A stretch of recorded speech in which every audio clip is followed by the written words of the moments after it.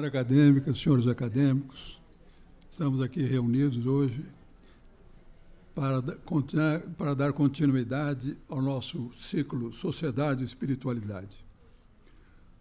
Os conferencistas de hoje é o professor Faustino Teixeira, que vai nos falar sobre a dimensão interior do Islã. O professor Faustino Teixeira tem o doutorado e pós-doutorado em teologia pela Pontifícia Universidade Gregoriana de Roma.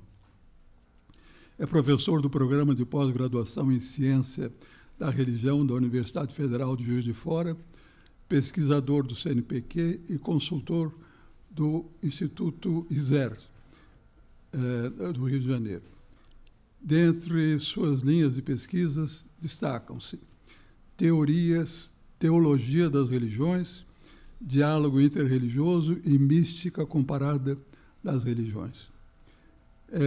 Professor Faustino é autor de vários livros, entre os quais Ecumenismo e Diálogo Interreligioso, Teologia e Pluralismo Religioso, Buscadores do Diálogo, Buscadores Cristãos no Diálogo com o Islã e Religiões e Espiritualidade, publicado em 2014. É com um grande prazer que, então, eu passo a palavra ao professor Faustino Teixeira, que vai ser recebido com uma salva de palmas.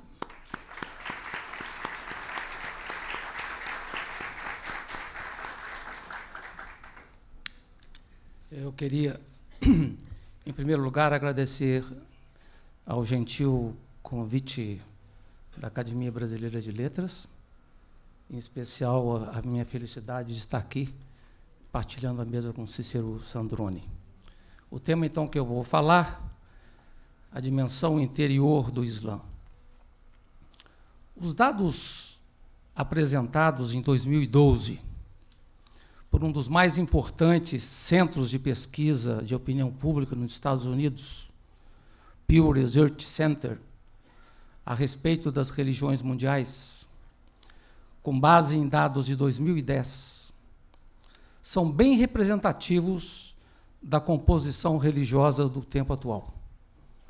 O cristianismo continua hegemônico, abarcando 31,5% da população mundial, com cerca de 2,2 bilhões de adeptos. E dentre os cristãos, os católicos ocupam a primeira posição, respondendo pela metade desse contingente de adeptos, 50%. E, na sequência, a tradição protestante, com a inclusão dos anglicanos, outras tradições evangélicas independentes e igrejas não denominacionais, bem como a comunhão ortodoxa da Grécia e da Rússia, com 12%. O islamismo vem em seguida, envolvendo 23,2% da população mundial, com cerca de 1,6 bilhões de adeptos, e cuja grande maioria, entre 87% a 90%, da tradição sunita. Em singular livro sobre o ser muçulmano, um livro de 2001, o príncipe real da Jordânia, El Hassan bin Talal, dizia que enquanto os muçulmanos forem rechaçados e mantidos numa situação de abandono, de marginalização e de exclusão, é difícil imaginar que ações de resistência deixem de ocorrer pelo mundo afora. Mesmo contrapondo-se aos atos de violência em curso, provocados por irrupções islamistas, o príncipe da Jordânia assinala que o Ocidente deve tratar o Islã com respeito singular de um mundo religioso que conta entre seus seguidores mais de uma pessoa sobre 5 no mundo. Entre os grandes desafios que se colocam para nós neste início de milênio, situam-se a escuta, a cortesia e a hospitalidade. E não é tarefa fácil nesse tempo pontuado pela conflitualidade, pelo enrijecimento identitário, pelos fundamentalismos. A questão se complexifica ainda mais quando a temática abordada envolve o Islã. Há no Ocidente um véu de preconceitos, um véu de suspeições generalizadas sobre o tema e uma tendência necrófila de associar automaticamente Islã e violência, como se as outras tradições religiosas estivessem livres do estigma, das ambiguidades e das contradições. Em sua clássica obra sobre o orientalismo, o palestino Edward Said sinalizou que o Islã representa um trauma duradouro para a Europa. Foi se constituindo no imaginário ocidental uma representação do Islã, associada às ideias de devastação, de terror, como se fossem odiosos bárbaros. Mas, na verdade, não há como conceber a gênese da civilização ocidental excluindo de seu seio o influxo do pensamento muçulmano. Trata-se de uma civilização que foi gestada numa comunidade de pensamento. Ela nasceu do pensamento e da reflexão de homens que eram judeus, cristãos, muçulmanos. E também é um equívoco identificar o Islã como estruturalmente fundamentalista. Há que distinguir claramente os movimentos islamistas, que ganham importância a partir dos anos 30, da grande tradição islâmica. Como assinala um grande estudioso da mística islâmica, Stephen Richtenstein, muito do que passa por o Islã em nossos tempos é apenas um vago reflexo da grande tradição espiritual nele contida. É interessante constatar o respeito professado por líderes de outras tradições religiosas a essa dimensão espiritual do Islã. Por exemplo, o Papa João Paulo II, no seu livro Entrevista Cruzando o Limiar da Esperança, um livro de 1994, ele dizia: a religiosidade dos muçulmanos merece o maior respeito. Não se pode não admirar, por exemplo, a sua fidelidade à oração, a imagem do crente de Alá, que sem ligar para tempo e lugar, cai de joelhos e mergulha na oração, é um modelo para os confessores do verdadeiro Deus, em particular para aqueles cristãos que, desertando suas maravilhosas catedrais, rezam pouco ou não rezam absolutamente em tempo algum.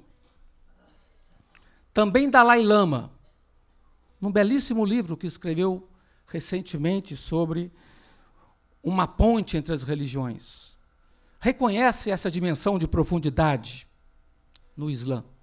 Assinala que aquilo que mais o impressiona nessa tradição é a dedicação focada no Deus misericordioso. E a compaixão pode fluir nas ações dos fiéis. Sublinha que acha alentador o fato do islamismo colocar a generosidade no centro da sua prática religiosa. E queria também, em terceiro lugar, lembrar o grande cardeal Martini, Maria Martini de Milão, jesuíta já falecido, por muitos anos cardeal arcebispo de Milão, num clássico discurso. Hoje está sendo retomado esse discurso, reproduzido, rediscutido, chamado Nós e o Islã, da acolhida ao diálogo. Um discurso que o cardeal Martini fez na vigília de Santo Ambrósio, no dia 6 de dezembro de 1990. Ele reconheceu o valor da fé muçulmana, o valor da sua forte experiência religiosa. Diz ele, trata-se de uma fé que, tendo grandes valores religiosos e morais, ajudou certamente centenas de milhões de homens e mulheres a render a Deus um culto honesto e sincero, bem como a praticar a justiça. Bom, o nosso tema é a dimensão interior do Islã. E quando se fala dimensão interior do Islã, se fala da mística islâmica, ou se fala da tradição mística sufi, enquanto expressão da dimensão mística do Islã. Revela-nos o sufismo um outro olhar sobre esta religião, que em nosso tempo vem recoberta de preconceitos. O sufismo é o nome mais recorrente para designar a experiência mística do Islã, traduzindo uma dimensão interior, muitas vezes desconhecida ou desapercebida da tradição islâmica. O sufismo, tasawuf, remonta às origens do Islã e, durante todo o seu desenvolvimento, esteve radicalmente ligado às referências canônicas dessa tradição religiosa, em particular o livro do Corão e o profeta Muhammad. Não se descarta, é verdade, todo o processo de hibridação que enriqueceu o vocabulário sufi, mas o núcleo do sufismo guarda uma singularidade original pontuada pelo referencial corânico. Um dos grandes estudiosos da mística sufi, o Louis Massignon, francês, ele dizia, num dos seus trabalhos, sua tese doutoral foi sobre a mística sufi, diz ele, é do Corão constantemente recitado, meditado, praticado, que procede o misticismo islâmico, em sua origem e no seu desenvolvimento. A mística dos sufis vem marcada, portanto, por um traço muçulmano. Todas as suas doutrinas, gestos, usos, práticas, baseiam sobre uma particular interpretação do Alcorão e da tradição profética. E há uma predileção pela interioridade, pela contemplação e pelo crescimento espiritual. Prevalece o toque singular do esoterismo com S, e não do exoterismo com X, entendido como exterioridade da fé e do legalismo da doutrina. A linguagem das alusões ganha um destaque particular na tradição sufi. Um dos grandes estudiosos da linguagem sufi, que é o espanhol Pablo Benedito Arias, que esteve aqui no Brasil várias vezes, esteve em Juiz de Fora o ano passado, que é um dos grandes nomes da sociedade Ibn Arabi da Espanha. Ele escreveu num livro que eu organizei sobre mística, ele falava sobre essa tensão entre esoterismo e exoterismo, e dizia, enquanto o exotérico, com X, segue somente a rota conhecida, traçada no mapa, o iniciado, o esotérico, com S, explora, além disso, a dimensão da experiência interna. E em sua peregrinação pela senda do conhecimento, rastreia os atalhos da inspiração, seguindo os indícios que encontra em seu passo, sem se deter mais do que o necessário nas sucessivas pousadas e paisagens, que, como degraus de sua ascensão, vai deixando para trás. Há no plano teológico uma predileção dos sufis pela misericórdia. E, nesse sentido, o tema da misericórdia hoje está no centro das atenções por causa do Papa Francisco, né, que fala tanto na misericórdia, mas esse é um tema muito forte no sufismo também, né? O tema da misericórdia, o tema da gentileza e o tema da beleza de Deus, que atuam como forças muito mais fundamentais do que os traços da majestade de Deus, da severidade de Deus ou da cólera de Deus. Vale recordar que a fé muçulmana insiste, sobretudo, nessa dimensão da misericórdia de Deus. E isso vem recordado no início de todas as suras do Corão, com exceção de uma. Em nome de Deus, o Omni Misericordioso, Rahman, o misericordioso Rahim. A expressão Ar-Rahman, em árabe, traduz o nome privativo de Deus. Não pode ser aplicado a nenhuma outra pessoa. Não pode ser aplicado a ninguém a não ser Deus mesmo. Daí a opção pelo tradutor, o Pablo Benedito, que eu mencionava, quando ele vai falar dos nomes de Deus, ele traduz Rahman por omnimisericordioso e não o clemente, como muitas vezes nós vemos nas traduções comuns do livro do Corão. Portanto, ele utiliza o prefixo omni, que em castelhano sinaliza esse mesmo caráter privativo presente no árabe. Rahman tem a ver com o Rahma, que significa compaixão. Os dois termos corânicos, Rahman e Rahim, derivam da mesma raiz, Ra-Ha-Min, que tanto em hebraico como em árabe indicam o útero materno, evocando assim a ideia da materna proteção.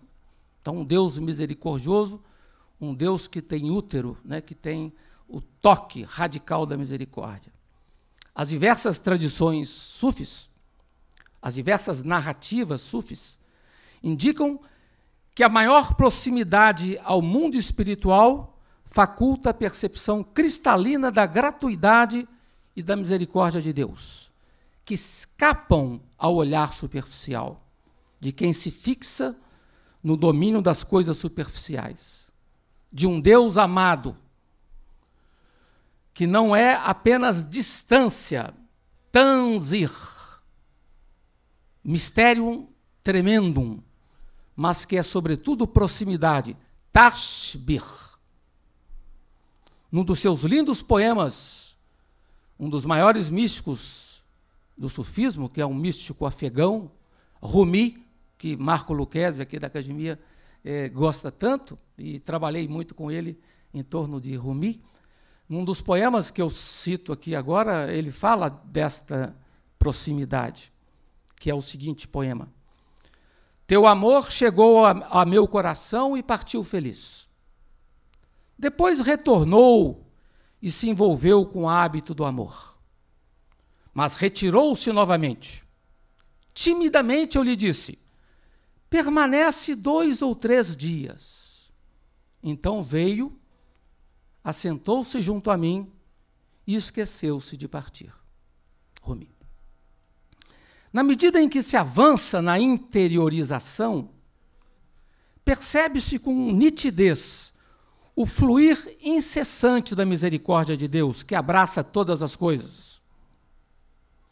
Como diz o grande místico do século XII e XIII, Ibn Arabi de Múrcia, estamos todos envolvidos no hálito do misericordioso. Os sufis desvendam uma perspectiva singular de leitura do livro do Corão. Buscam uma interpretação sintonizada com o mundo interior. Buscam entrar em ressonância com níveis mais sutis de sentido, suscitando uma compreensão nova. Em cada verso se capta um signo, ayat, que corresponde aos sinais do livro do mundo.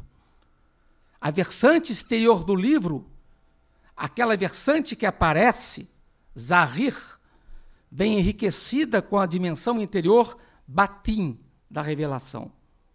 Em sua clássica obra, Firri Mafirri, que em português seria traduzido Nisso está o que aqui está, de Rumi, também conhecido como livro interior, em verdade é uma coletânea de conversas do grande mestre Rumi com seus discípulos. O místico Rumi diz: só as mãos puras o tocam, o Corão. Assim é com o bem-amado. Enquanto há em ti um vestígio de amor por ti mesmo, ele não se mostra a ti. E não és digno de unir-te a ele. Ele não te aceitará. Mas ao fim desta obra, Firri Mafirri, diz Rumi, O Corão é como uma recém-casada. Tentas retirar seu véu e ela não te mostra o seu rosto. Se não procuras retirar seu véu e ages de forma a contentá-lo, regando sua terra e ajudando-o de longe através de tudo que pode dar-lhe sentido, daí então, sem que tu lhe retires o véu, ele se mostrará a ti.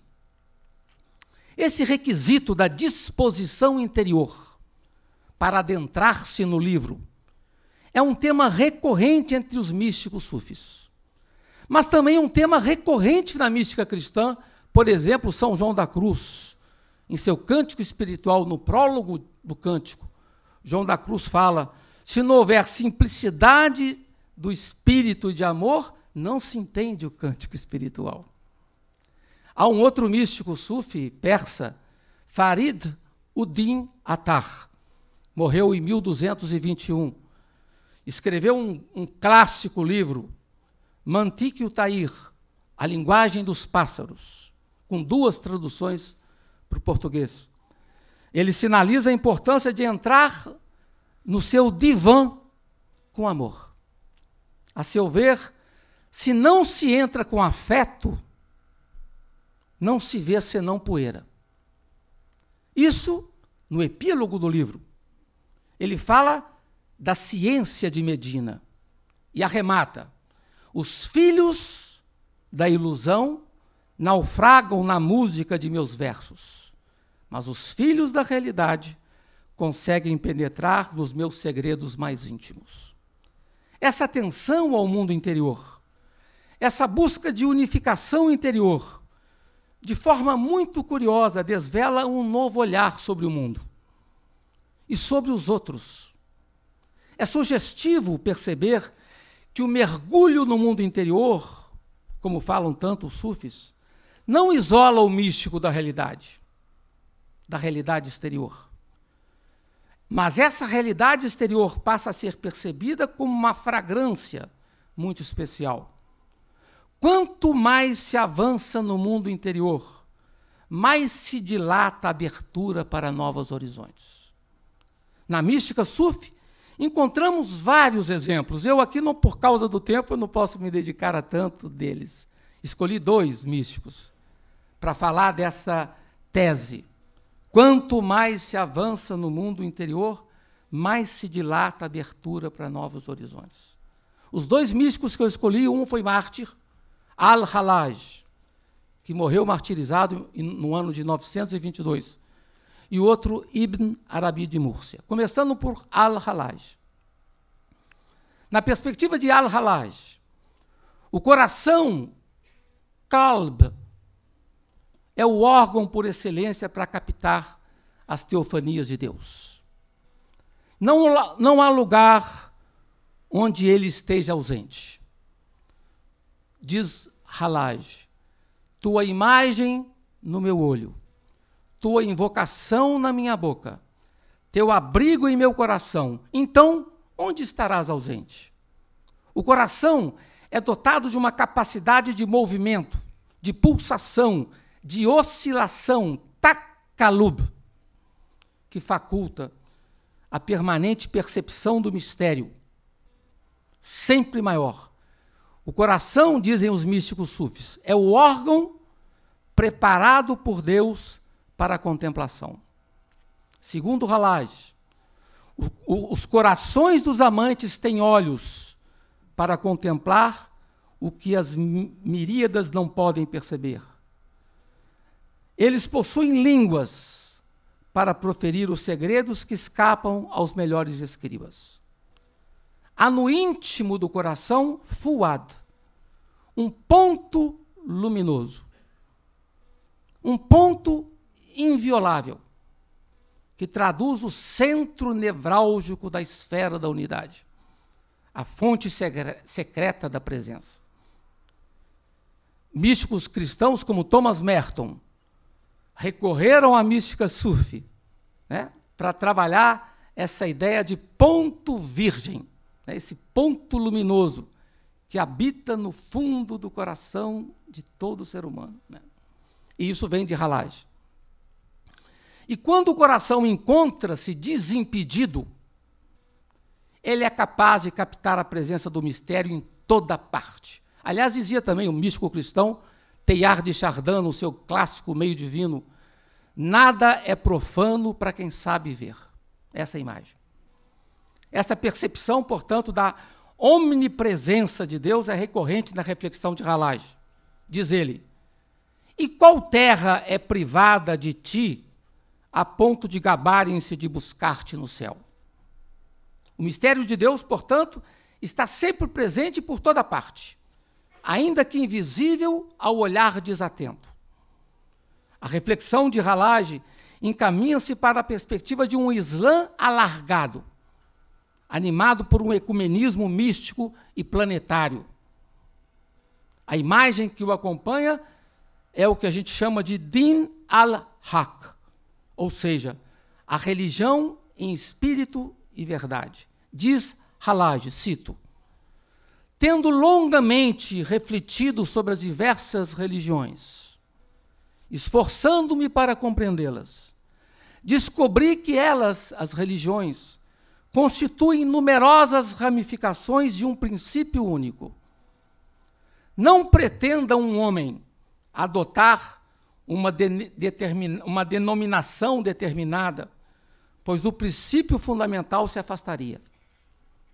É este princípio que deve ser buscado, e nele elucidam-se todas as grandezas e significações, e o homem então compreenderá. É esse princípio fundamental que está na base de Al-Ralage, que envolve o mistério da unidade divina primeira.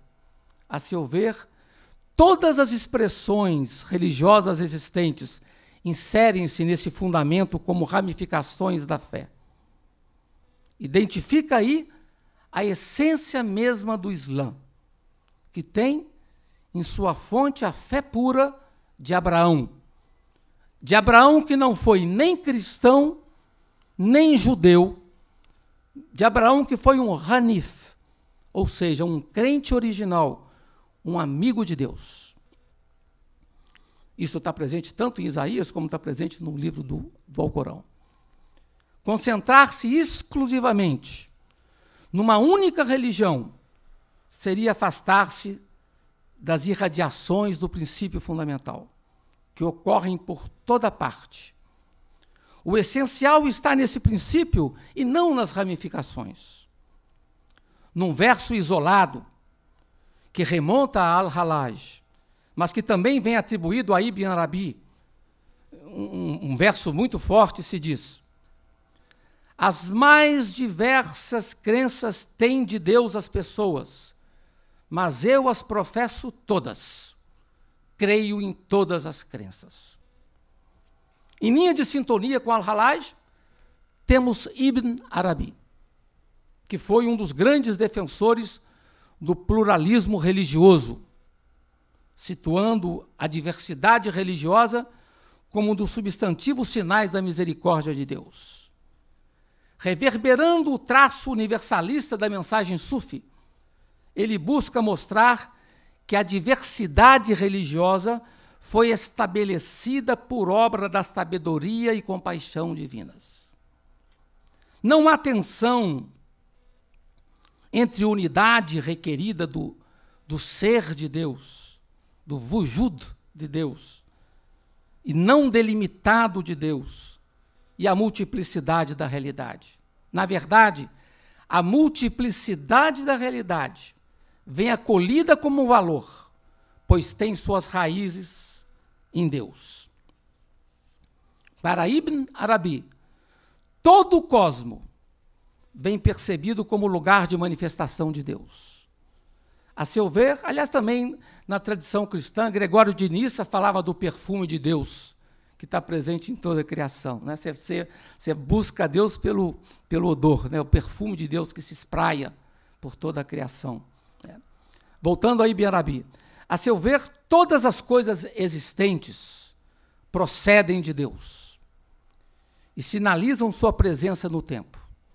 A multiplicidade do cosmos, Katra, não é vista como ilusão ou fruto da ignorância, mas algo positivo que encontra suas raízes em Deus.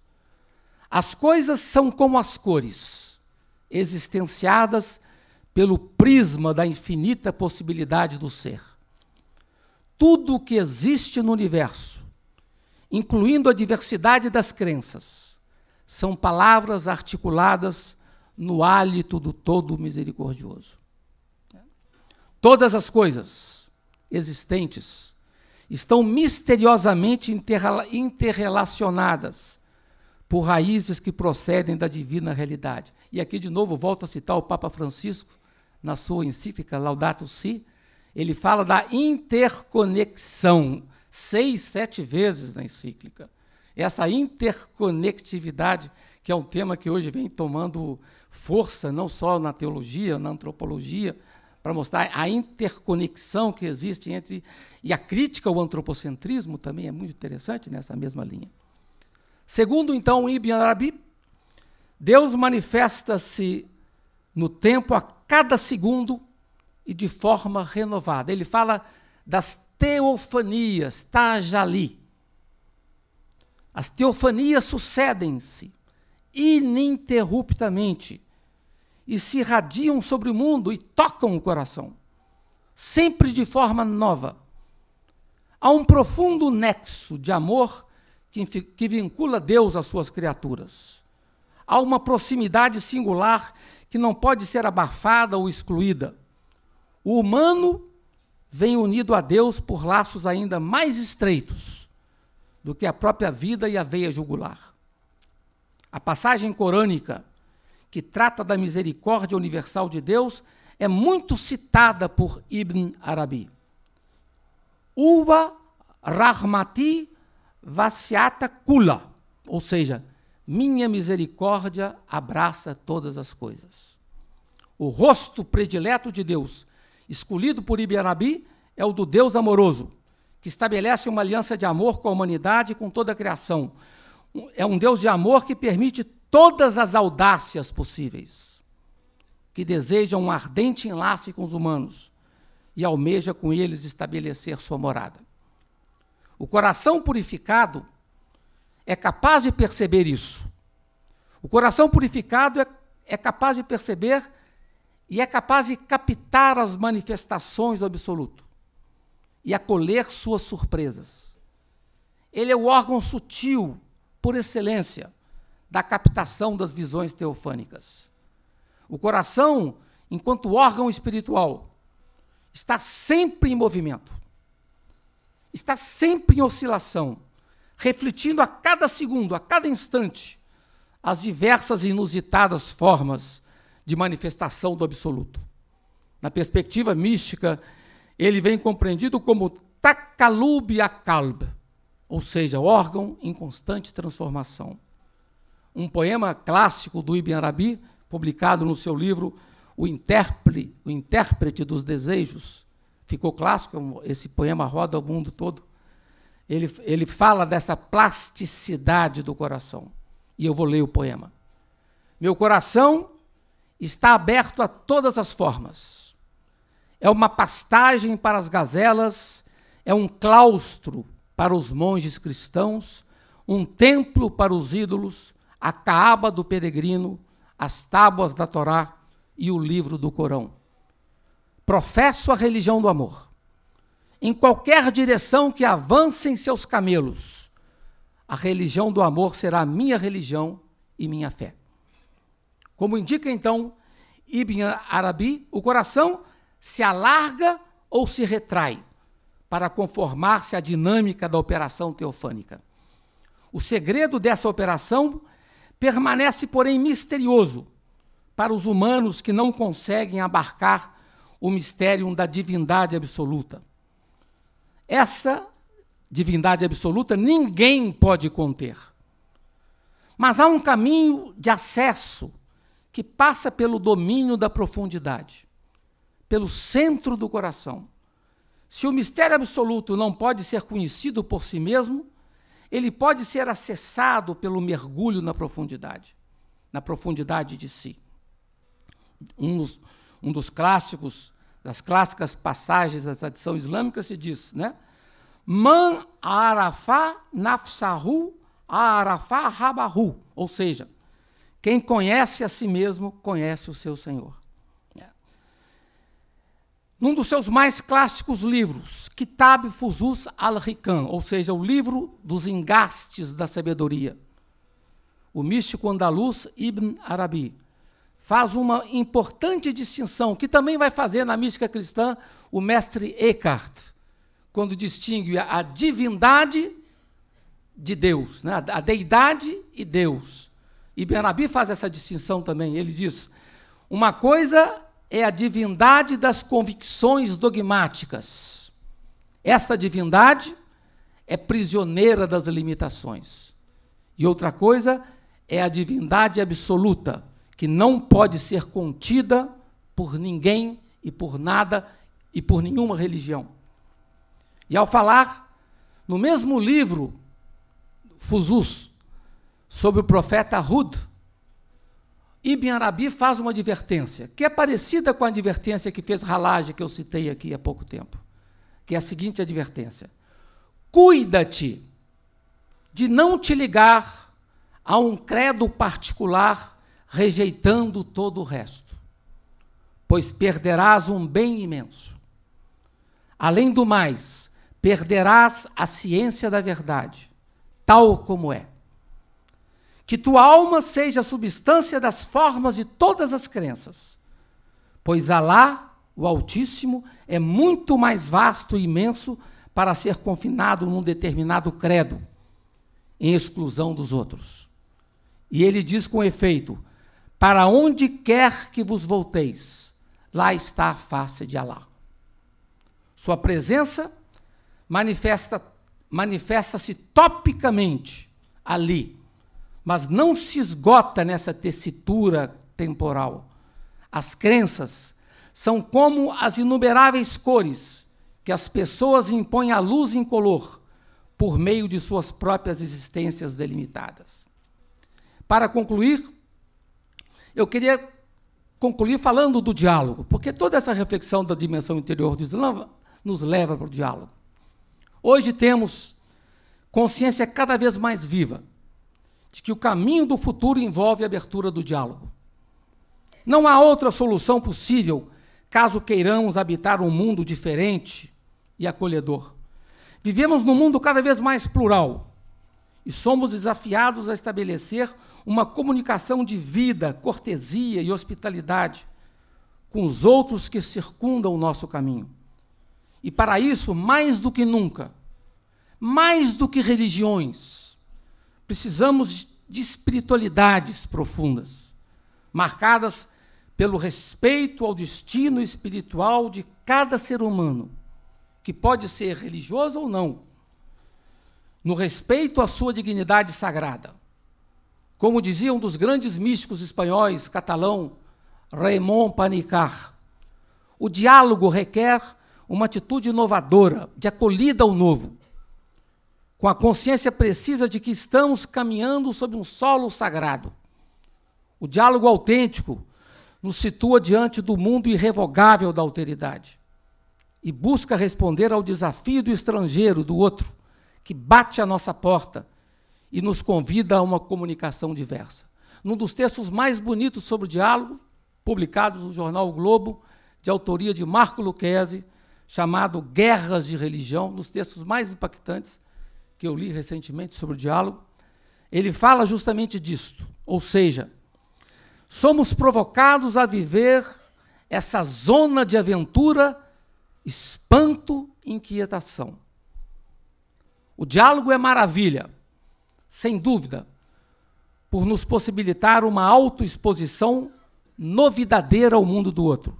Mas o diálogo também é agonia, na medida em que nos convoca a viver a radicalidade de um exercício de fronteira, de liminaridade, de um embate com um outro que é único e que remove nossas entranhas. O diálogo, diz Lucchesi, é zona de passagem. O diálogo é cartografia inacabada. Ele envolve um caminho novo, envolve um gesto solidário, estamos diante de um ponto luminoso. Diz Lucchesi, o centro do diálogo reside na acolhida, na beleza do rosto que contemplo, no olhar do outro que me indaga e me convida a mover os lábios. É nesse momento que entra em jogo a espiritualidade, esse toque interior, que nos despoja profundamente e nos disponibiliza para conviver com o mundo da alteridade. Não pode haver diálogo se não há desapego, ruptura dos nós que impedem o movimento de gratuidade em direção ao outro. Há que ter um espírito diferente. E aqui atingimos o nível mais profundo do diálogo, do colóquio dialogal, quando comunidades espirituais e as pessoas são deslocadas para compartilhar suas experiências mais interiores, na busca sincera, autêntica, honesta do mistério, que é sempre maior. O clássico documento católico, Diálogo e Missão, publicado em 1984, do Secretariado para os Não Cristãos, dizia que devemos reconhecer com alegria todas as riquezas da sabedoria infinita e multiforme de Deus. É o que testemunha também o Papa Francisco, uma expressão muito bonita do Papa Francisco na sua encíclica recente, Evangelii Gaudium. Ele diz, a diversidade é bela, essa expressão. Eu voltei da Itália há pouco tempo, falei sobre esse tema do pluralismo em várias universidades da Itália, e esse tema impactou, porque é muito difícil reconhecer a diversidade é bela, porque a maioria das vezes não conseguimos captar a diversidade com a beleza. Finalizando minha fala, eu gostaria de citar 2 trechos do poema do poeta Rumi, que eu já citei uma vez aqui. O primeiro, tomado da sua grandiosa obra espiritual, o Masnavi, do volume 2, são 6 livros. Ele diz, e é bem preciso para o nosso tempo atual, o desacordo entre os homens é provocado pela ciranda dispersiva dos nomes e das formas. Se houvesse maior atenção à realidade, a paz seria alcançada. O segundo, também do Rumi, o segundo texto, do seu Divan de Shams de Tabriz, num dos mais impressionantes poemas do repertório de Rumi, ele diz, vou citar apenas um pequeno trecho, o que fazer se não me reconheço? Não sou cristão, judeu ou muçulmano. Se já não sou do Ocidente ou do Oriente, não sou das minas, da terra ou do céu, não sou feito da terra, água, ar ou fogo, não sou do empírio, do ser ou da essência, nem da China, da Índia ou Saxônia, da Bulgária, do Iraque ou Corazã. Não sou do paraíso ou deste mundo. Não sou de Adão e Eva, nem do Hades. O meu lugar é sempre o não lugar. Não sou do corpo, da alma, sou do amado. O mundo é apenas um. Venci o 2. Muito obrigado.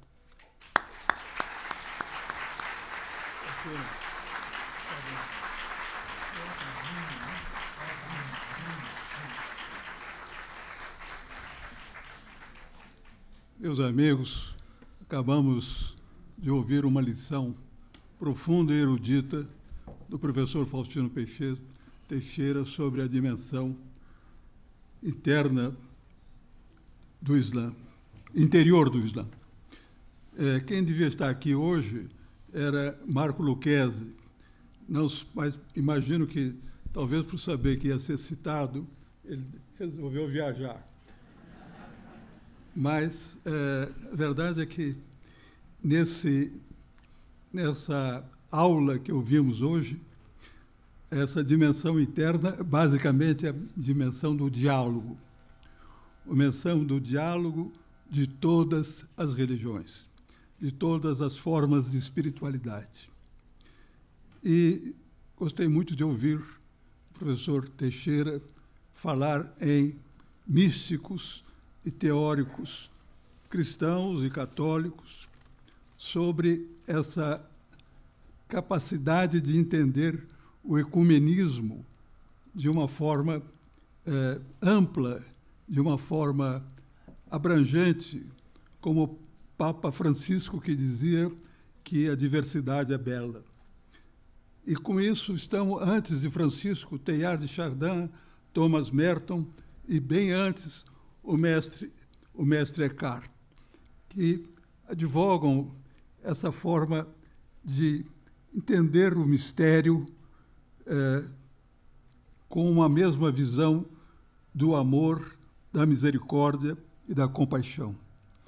Essa talvez tenha sido a mais importante lição que nos dá Faustino Teixeira, mostrar que o Islã também, ou o Islã, sobretudo, com seus 27% da população mundial, traz uma mensagem que é bem diferente daquela, mas inteiramente diferente daquela do que estamos acostumados a ouvir do fundamentalismo árabe. E é uma dimensão, por exemplo, do poeta Rumi, do ano 500, ou ano... 13, século 13. O poeta que... Contemporâneo de São Francisco. Sufista, né, que nos dá uma mensagem de amor. E por aqui a gente pode perceber que este ciclo é exatamente nesse sentido, no sentido de um diálogo entre a espiritualidade e a espiritualidade, como disse o Frei Beto, na sua dimensão maior, desde o primeiro momento, e não das religiões, mas também das religiões espirituais. Eu acho que podia dizer que o professor Faustino Teixeira nos diz que o islamismo está no centro, e não podia deixar, do debate contemporâneo. Hoje, a Europa se vê invadida por uma grande população muçulmana e, ao mesmo tempo, repele esses migrantes, sem entender que a França, a Alemanha, Espanha, Portugal se formaram num cadinho de misturas, de bárbaros, de pessoas que lá chegaram e que deram a Europa de hoje. Mas muçulmanos estiveram lá na Península Ibérica, e me permite citar Maimônides, que foi um grande filósofo e um grande místico também. Aliás, eu estou convencido hoje de que a Espanha perdeu, se quem quiser, Murilo vai concordar comigo, a sua hegemonia na Europa no momento em que os reis católicos expulsaram os árabes e depois expulsaram os judeus.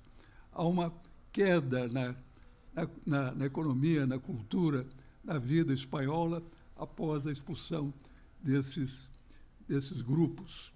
E de uma forma violenta, no caso dos muçulmanos, de uma forma menos violenta, mas deixaram a sua marca lá, né? Deixaram a sua marca na Andaluzia.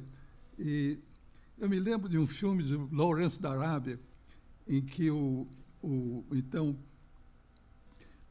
ele estava procurando o apoio dos árabes para lutar contra os turcos, e tentou convencer o rei da Arábia Saudita, o primeiro sheik da Arábia Saudita, para a civilização cristã ocidental.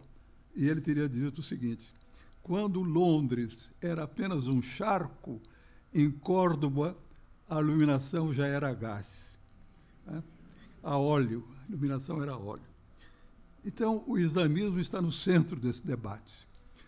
E especialmente por isso, né? Tantas polêmicas e preconceitos em torno de sua experiência religiosa e de sua ação no tempo.